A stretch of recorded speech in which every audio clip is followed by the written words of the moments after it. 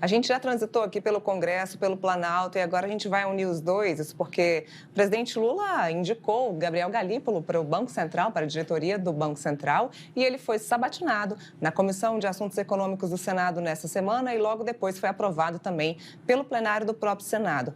Gabriel Galípolo, que era o número 2 da secretário executivo da pasta do Ministério da Fazenda, é um homem indicado, um nome do governo Lula, ele é o braço direito e esquerdo do ministro Fernando Haddad. Quem está aqui em Brasília e quem acompanha a política sabe muito bem disso.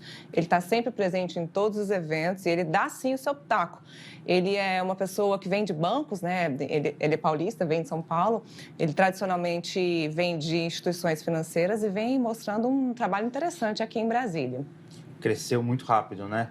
Até talvez 6 meses, um ano atrás, talvez nem todos os jornalistas aqui em Brasília tivessem uma proximidade, ouvido falar, entendessem quem é Gabriel Galípolo, e agora ele não apenas chega à diretoria do Banco Central, né, onde ele vai ter que enfrentar ali uma diretoria majoritariamente, não vou falar bolsonarista, mas uma diretoria majoritariamente pró-juros, né? Pró-taxa de juros, entendendo que a taxa de juros tem que ser mantida em um patamar mais alto para controlar a inflação. Ele chega nesse momento e chega já como candidatíssimo, isso que se fala claramente aqui em Brasília, que ele será o próximo presidente do Banco Central, né?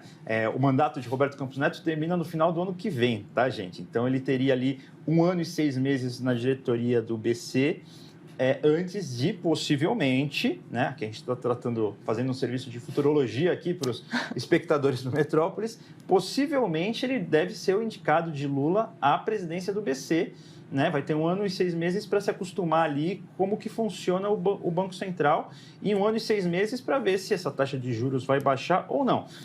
É um momento talvez propício para ele chegar, porque após o último Copom, a diretoria do Banco Central dá a entender que talvez na próxima reunião seja o momento de baixar os juros após um longo período aí, mantendo-se em 3,75, se eu não estou enganado.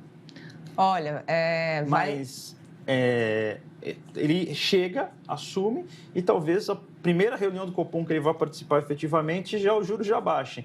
Ou seja, para o Lula vai ser o céu de brigadeiro, né? Até porque essa é uma das premissas, e foi uma das premissas e promessas do presidente Lula, que era baixar a taxa de juros. Ele que vem brigando com Roberto Campos Neto, que é o presidente do BC, publicamente falando a respeito da alta taxa de juros. Ele vem falando, o ministro Haddad também vem falando. Então, Galípolo agora vai ter um desafio de equilibrar a participação, então, na sua diretoria do Banco Central, a diretoria de um banco que é autônomo, e também essa indicação que foi feita pelo presidente Lula. Além de Galípolo, também Ailton Aquino é o indicado do presidente Lula para o Banco Central, foi aprovado também na sabatina, tanto na comissão, na CAI, tanto no plenário, ele que a gente vê nessa imagem aí no momento. Inclusive, eu estava lá nesse momento da sabatina da CAI e ele que falou bastante, falou muito bem, inclusive.